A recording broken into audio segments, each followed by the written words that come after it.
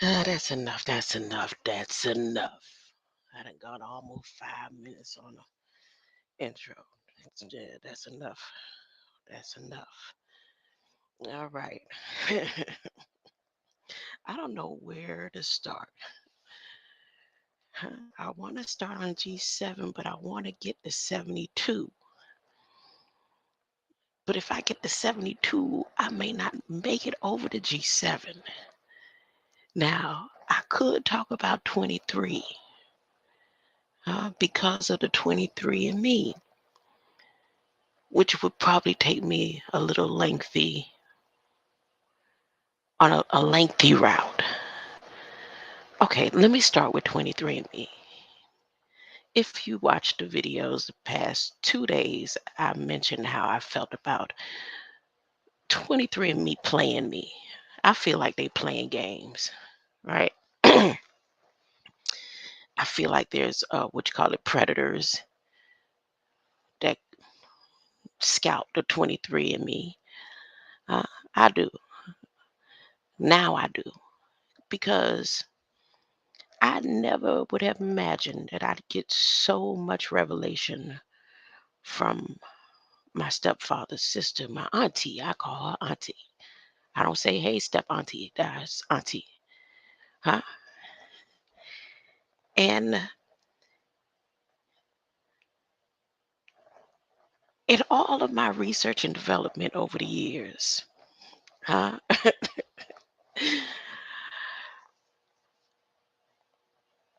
Even down to the doctors who was taking my blood.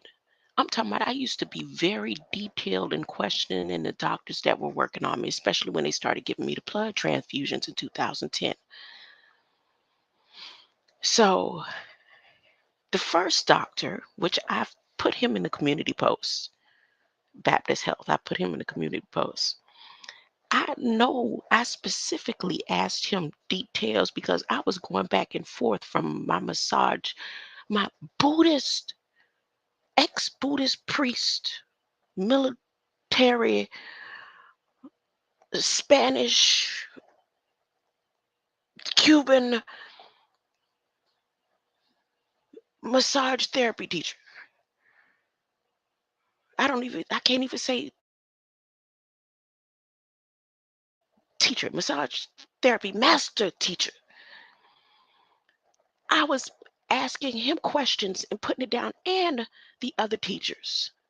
Anything that was going on with my body and blood and everything that I did, I was asking questions. I was making 4.0. I just found out you could get all the way to 8 point something. Some girl named, I think her name Nadia or something, 8 point. I didn't know you could get that high in the grade point average. But I was asking detailed questions. And I remember asking this doctor, I was like, it just changed my DNA. I was going all into everything before I accepted this transfusion, into religion, seeing why the Indians don't believe in blood transfusions. It's against the law, it's against the books in the Bibles in most religions.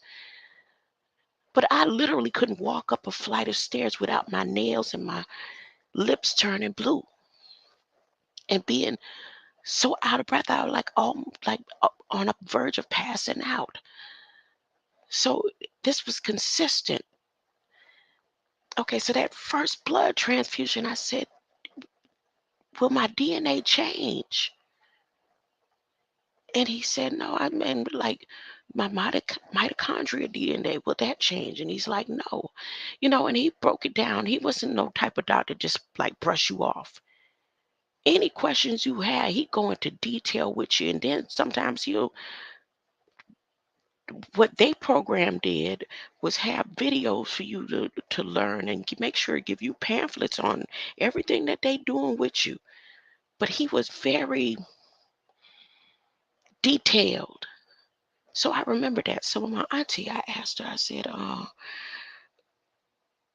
started asking her questions about what 23andMe said. And before she started on with in flesh, she said, well, maybe all those people that donated that you got blood donations from, it could that's what's popping up. And I went into my, like, I do the research, talking to the doctors. Like, this is like how the debate sound to me, like a person who feel like they got all the information because they got it from some doctor who giving you something that they got it from somebody else, and they don't really know for sure. They not inside the blood stream. Even if they pull it out with a needle that could go into a cell and inject viruses into one little cell, they really don't know what's going on. They just made up a name to tell you what they think it is going on. So she said that, and I was like, you know what? And then I just went ahead and listened to her because, yeah. So that brings me to tonight's title, maybe 23. Maybe some of you have given blood, the ones that I feel so connected to. And I just happened to get some of your blood the time that you donated. Or maybe I got some of everybody blood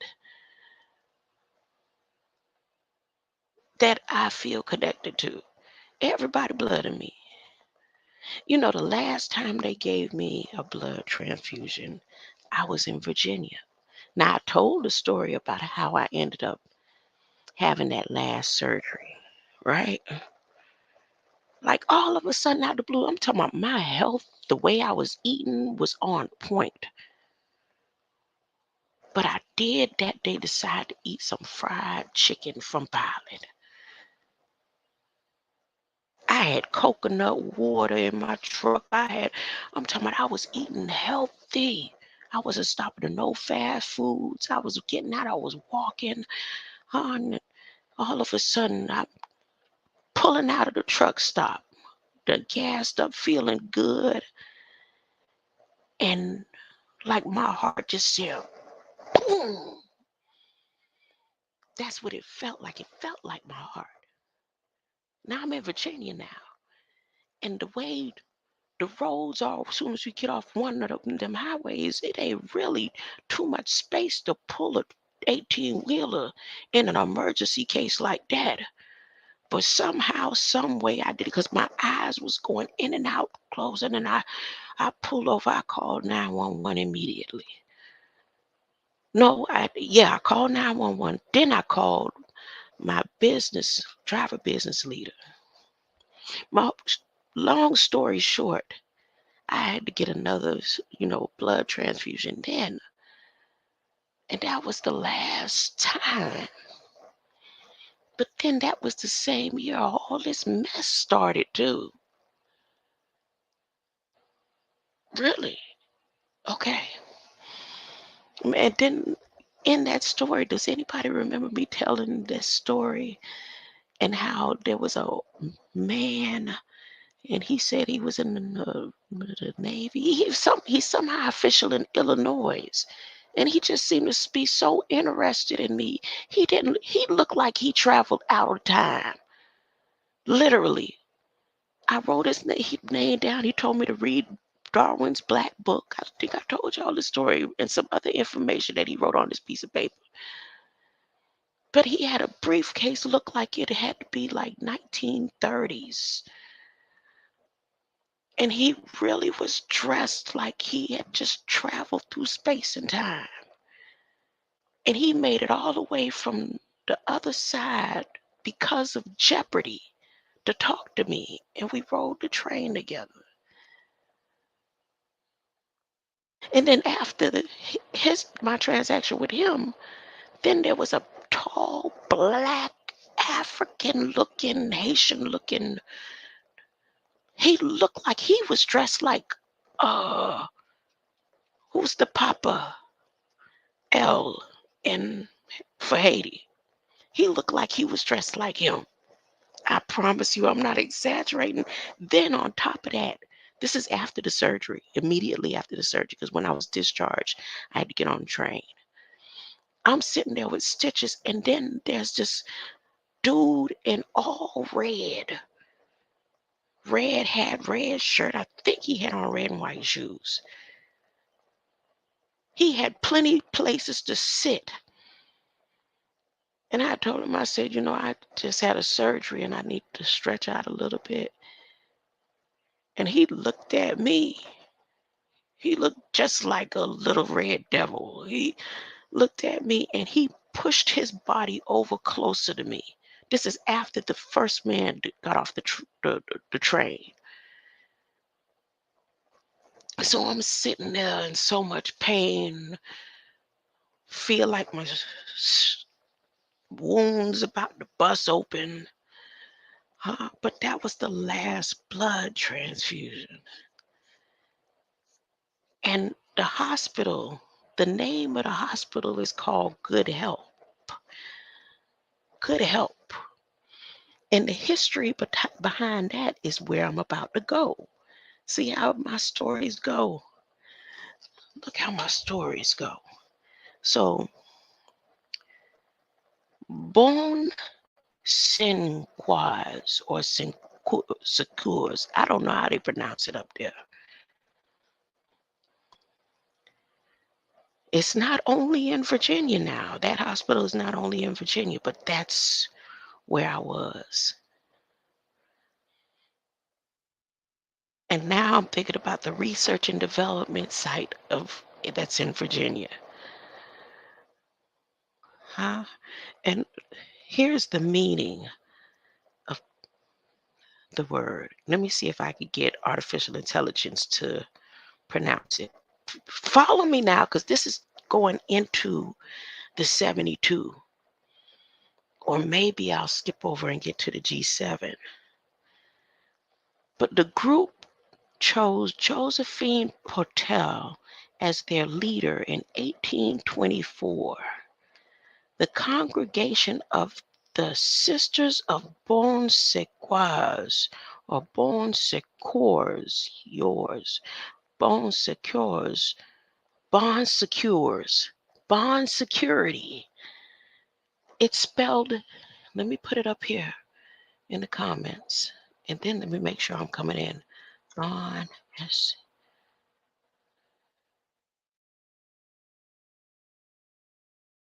Let's see that. Wait, come on. And show. Okay. Let me share the screen. No. I'm not going to share the screen just yet. Oh, boy.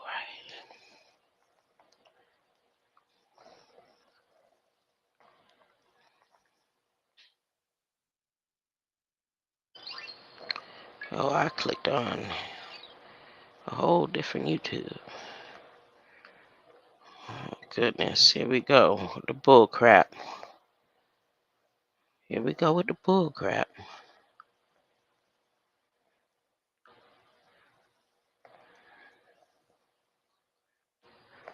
Okay, I'm good. So Josephine Patel as their leader in 1824, and the congregation of the Sisters of Bon Secours was founded in Paris. In 1861, the sister arrived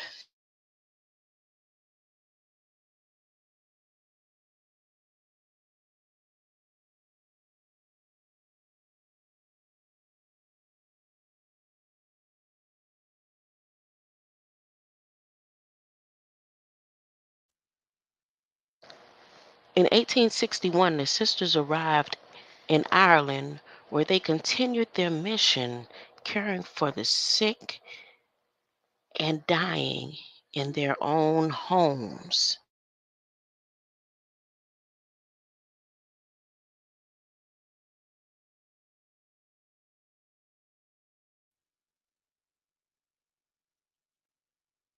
So, what was the people sick and dying from? I'm not going to go that far into it. Is Bon Secure religious?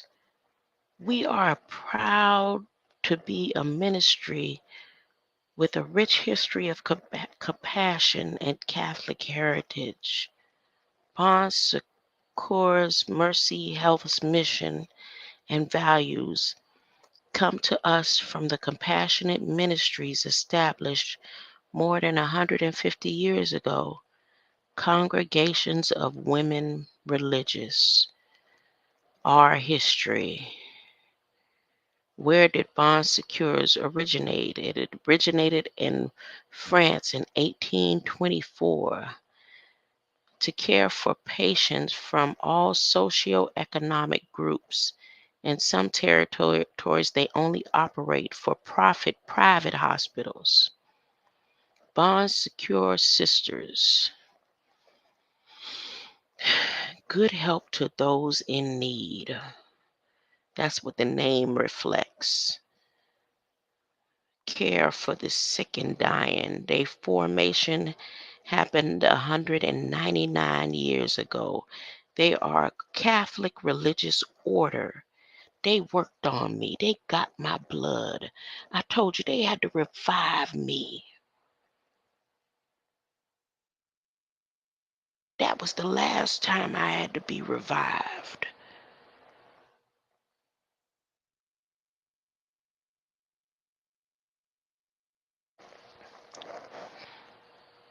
The congregation expanded to Ireland 1861, England 1870, United States 1881, Scotland 1948, Chad 1957, Peru 1966, and Tanzania 2006.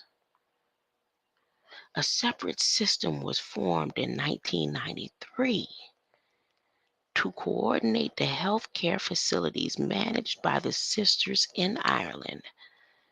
In 2019, Bon Secours Health System of Dublin merged with Bon Secours Mercy Health of Cincinnati, Ohio. Together, the health system have 60,000 employees serving more than 10.5 million people through nearly 50 hospitals, more than 50 home health agencies, and senior health housing facilities. While Congregation's historic mother house remains in Paris, this congregation's historic mother house remains in Paris. Its international headquarters is in Marriottsville, Maryland, United States. The Marriottsville, Maryland headquarters. So now I want to know about Marriott, right? No, not tonight. Let me finish with this right here. In 2014, it was reported that bodies of up to 796 children under the care of the congregation had been buried in a structure built with decommissioned sewage tanks at the town children's home, which the Sisters of Bon Secours ran in Taum, Ireland.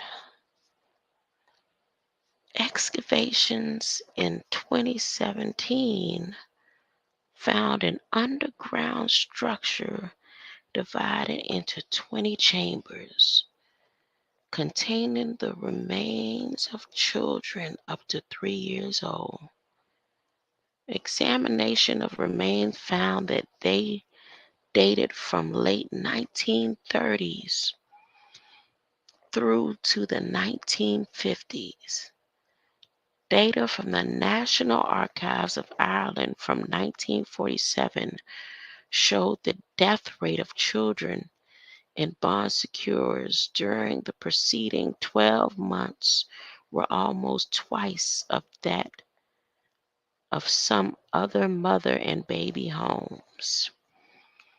History. The foundress. The congregation's foundress, Josephine Potel, was born March 14, 1799, Now, once again, this information came through to me because of my experience that is connected through me doing research from 23andMe and asking a question today that was answered by the blood transfusions. And my last blood transfusion and last time I had to be revived was at this hospital in Virginia when they took my gallstones.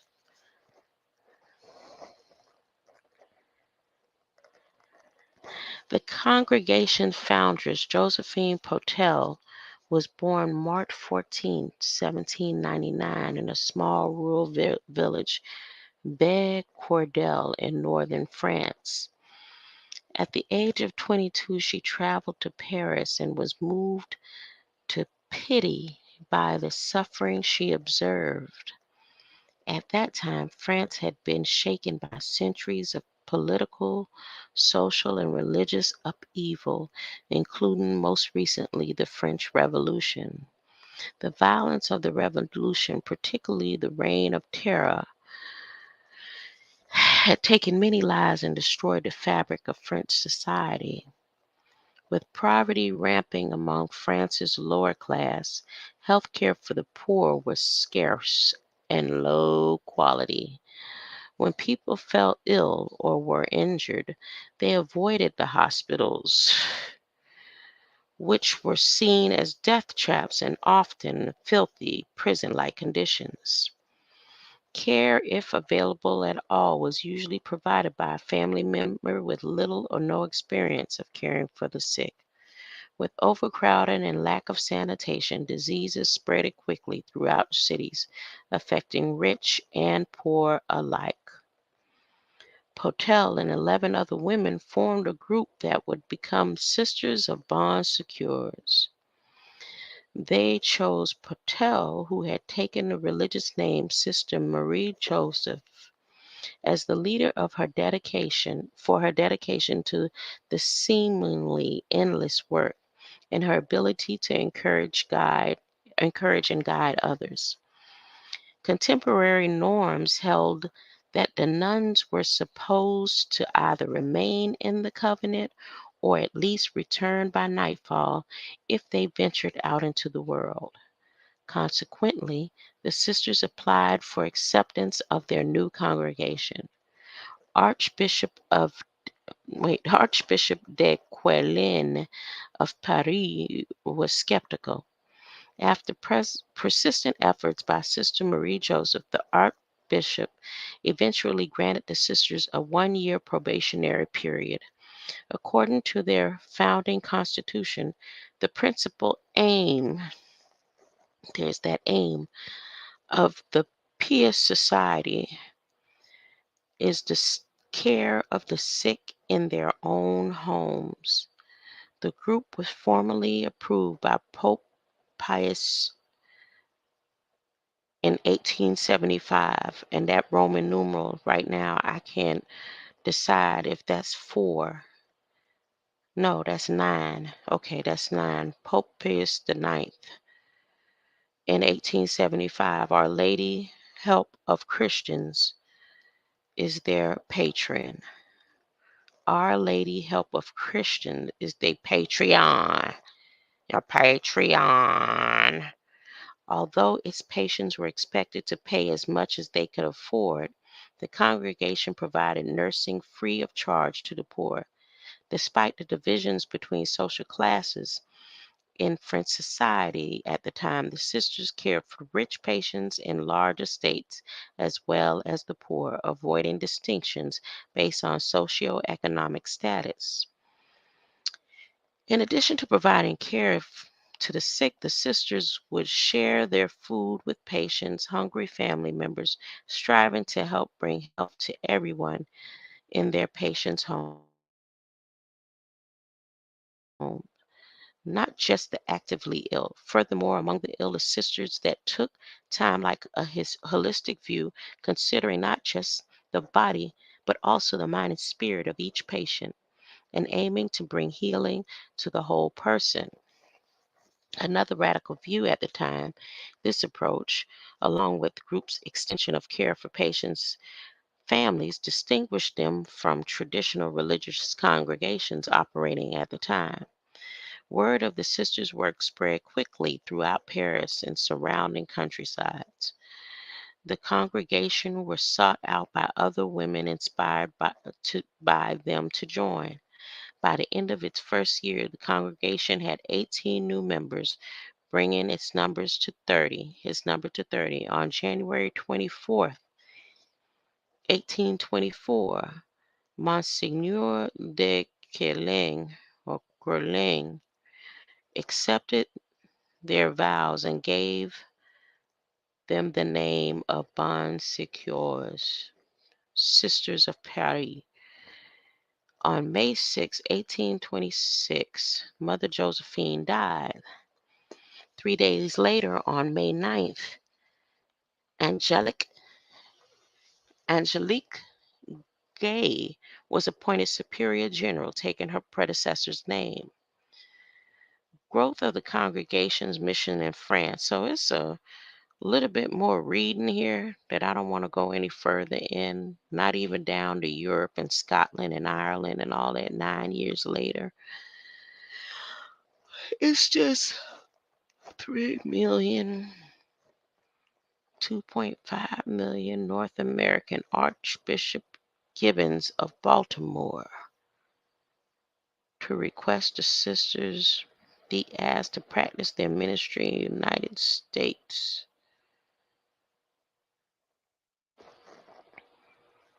The Cardinal Archbishop Gibbons stopped in Paris.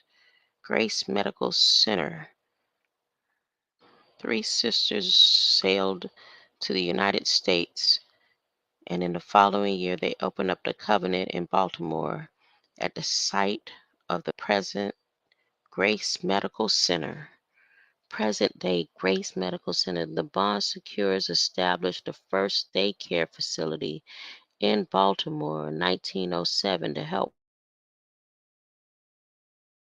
working mothers. They came to Washington, D.C. in 1905 to provide health care during the typhoid epidemic. Their assistance was particularly beneficial during the Spanish flu outbreak after World War I. Typhoid. What's that? The typhoid, salmonella, a serotype, abdominal pain, constipation, headaches. Some people develop skin rash. So this was a what? Salmonella. Ooh,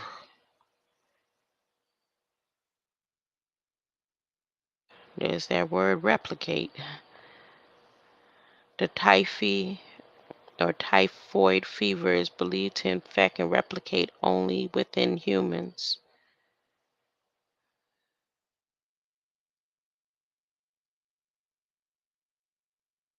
Enlarged liver, spleen, living, traveling, blah, blah, blah, blah. I just wanted to know what that was. Okay. Edmund Francis Pendergrass established State Edmonds Home to meet the needs of children affected by polio epidemic. Marriottsville. The congregation hosts a retreat and conference in Marriottsville, Maryland. So every year they host in Maryland, huh? Oh, I wonder how big their congregation is up there in Maryland and Baltimore. 1919, 1921, School of Nursing. I probably wouldn't even, their Red Squid put another spell because he sure said something about hospitals today. When is the first hospital? When was the first jail? When was the first military? When was the first? When was the first But the way that I got to this information here was my auntie today. Again, she mentioned, she said, "But you know all them blood transfusions you had." And so now I'm saying my DNA may not have changed, but see, based on the information that they have and research and development that I've done, even working in for the blood bank. When you work for the blood bank, you have to know how many days does the blood stay alive in air and how many days between blood transfusion can a person come back when the cells of another person is not within that person's blood anymore. You got to know all that, right? So, based on the last time that I had blood, yeah, but I did do the DNA, what you call it, with 23andMe, not that long after that surgery, that last blood transfusion. Oh, okay. Now I need to write 23andMe and ask them some more detailed questions. Hmm. Bond secured. So that's enough of that. That's how I got the 23andMe into my title. Now, 72, I decided people are always talking about they, who is they. Let's say 70 to 72 um lesser gods are, and we've been over this before, conscious communities, plenty people in and without being in the conscious community, just educators alone, religious men, rabbis have gone over the 72 lesser gods, right? Or we want to say 72 angels, or we could say 72 energies, right? Any of that. I wanted to go over it, just in case there's people who don't know that it exists.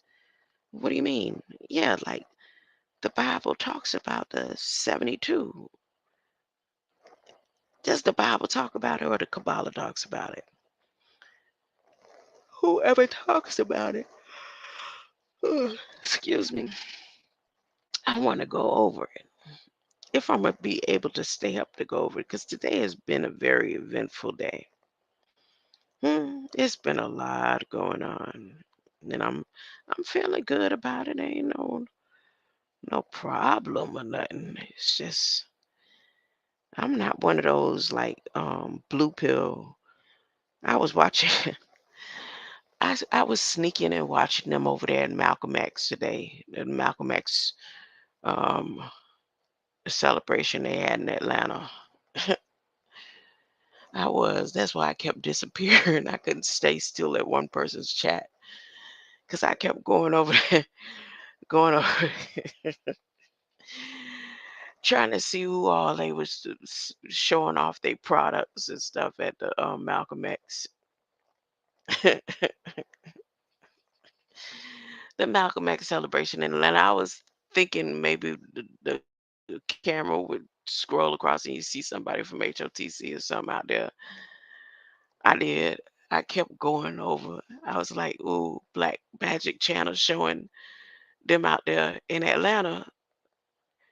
And they had all kind of products and stuff. A lot of businesses. It was interesting to watch. But my point of bringing up Blue Pill is I was like, nah, I don't care. I'm not going to stay up no 3 days for nobody. 3 days, that's worse than being on drugs. They say I can make my body do, it's the mind, or not the, but yeah, yeah, okay, good, but mm-mm, mm-mm, mm-mm, mm-mm, mm-mm. I be glad. He's scared to go in the astral. He's scared to sleep, y'all. He knows something on that other side. he done seen something and he trying to stay. Because he could change the schedule. You a God. You can make that schedule stretch out just the way you want to. You ain't gotta get yourself pressed to do it. I guess he say he's so addicted to doing it, hmm, that he loved doing it. That he loved the pain. He said that he done got addicted to the pain. Huh? It's time for me to sleep. It's time for me to sleep. But I'm gonna talk about these 72, just mainly in particular Biden. Biden name in the 72. Because I keep talking about as well, Azazel. However, anybody says the name Azazel, he says as well. But in the 72, Solomon's 72, I'm going to put it on here how it's pronounced. How's it pronounced? Come on, somebody tell me. How's it pronounced? They ain't gonna do it. How's it pronounced? It's wait. Nobody gonna help me pronounce it. Dang. I'm trying to pronounce it.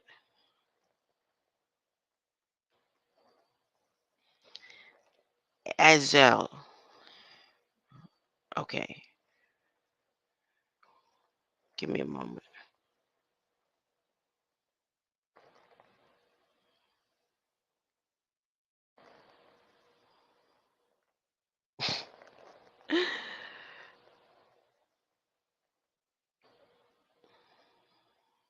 I want to go over here so bad, and it's like taking me all around the world. I'm taking myself all around the world, I guess. See, I had already clicked on that one, that one, that one. And you think they would have it in alphabetical order, right? Say no, there's something wrong with putting it in alphabetical order. I like these little pictures here. Gap, Aim, Sear, Marquise. Marquise. Dang, I'm only at number 8. No, I need to go to a better way, a easier way to go down the names.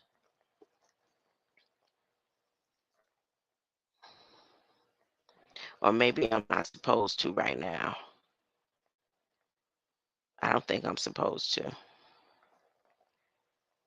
Because I was sitting here, I had everything all laid out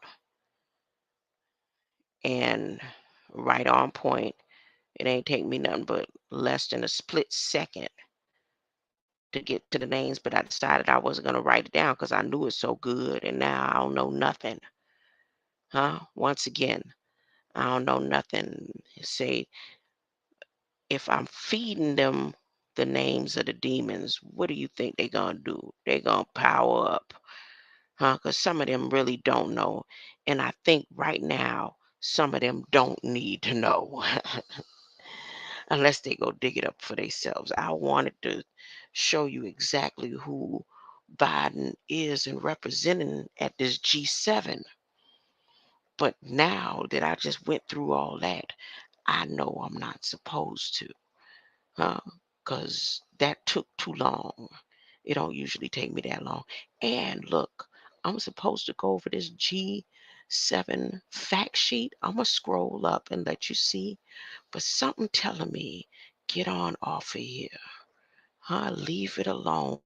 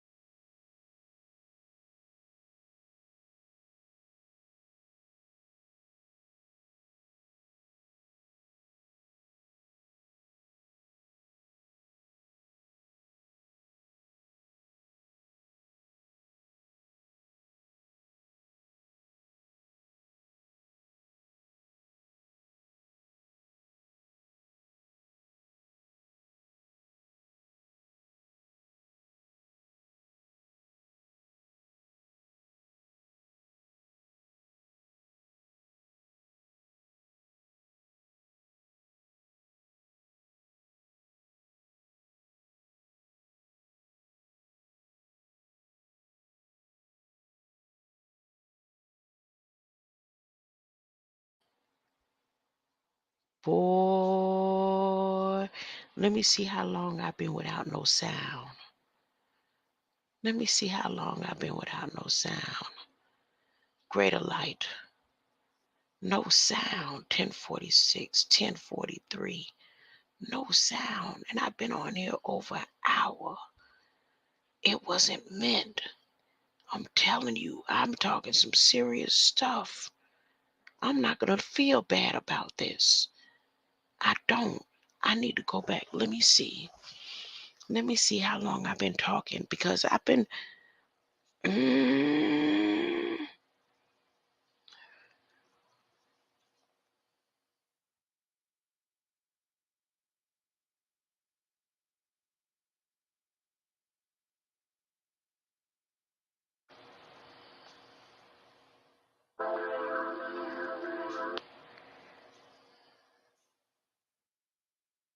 ooh, thank you, Latrell Tinwell. You told me a minute ago, right? But I'm telling you, oh, it's the computer, my phone trying to do all kind of stuff. It's trying to take pictures. It's telling me to create a clip. I didn't press clip.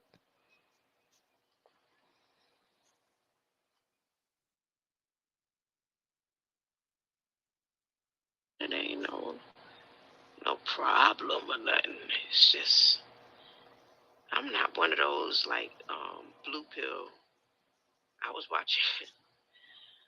I was sneaking and watching them over there in Malcolm X. They came and turned my stuff off. They came and turned my stuff because I ain't touched my screen. Not to turn nothing off. That's okay. It's okay because I was saying some serious stuff up in there. And I know they got it because it's meant just for them anyway. So, and I know they got it because it's meant just for them anyway. Greater light. I may cover this again tomorrow. Maybe, maybe not. But if you was reading the screen and see the stuff that I was talking about, I never touched that button. Huh? I never touched that button. But tomorrow when I come back, I'm gonna go over it again. But I kept trying to fall asleep and get off, and I fought against that. I kept saying no, when I should have just went ahead and got off. That was a sign right there. Huh? Dev ops, fin ops, and ag dev. So there's the three devs. Huh? The three devs. What else? Real quick. Solar panels. Yeah, I'm not gonna go over. I'm not gonna go because I knew I should have got off and waited. And I said it too. Get off. Wait. Mm-mm-mm. Greater light. I appreciate your presence, Minister Copper. It wasn't meant. It wasn't meant for me to talk about that. But I did anyway. Now who's to know? Because the last thing I said probably before they cut it off is when I said the bond secures ladies finna come for me. Uh, greater light.